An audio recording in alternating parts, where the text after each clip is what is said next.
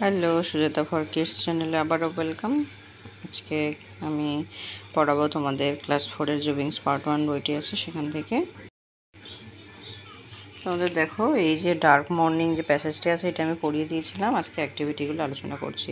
তো অ্যাক্টিভিটি 1-এ কী বলছে? হু অ্যান্সার দ্য ফলোইং কোশ্চেনগুলোর উত্তর দাও। এই নাম্বার বলছে who was sitting by the window, কে হচ্ছে জানলার পাশে বসেছিল।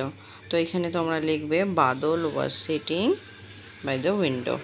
তারপরে B number, what was Megha doing, Megha কী করছিল? অ্যান্সার লিখবে Megha was reading a fable. Megha হচ্ছে উপন্যাস পড়ছিল।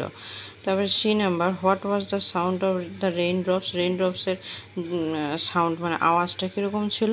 তোমরা লিখবে the sound of the rain drops আর পিটার পেটার।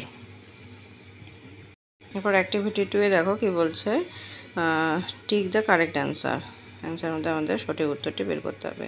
তারপর এ নাম্বার বলছে Badal is a 6, 5, 7 years old boy. আমরা পড়েছিলাম বাদল 6 ইয়ার্স ওল্ড। তো এখানে 6 হবে। তারপর B number, Badal and Megha were waiting to go to, এখানে অ্যান্সার হবে স্কুল। বাদল আর মেঘা স্কুলে যাওয়ার জন্য অপেক্ষা করছিল। Megha was reading a fable, Megha উপন্যাস পড়ছিল।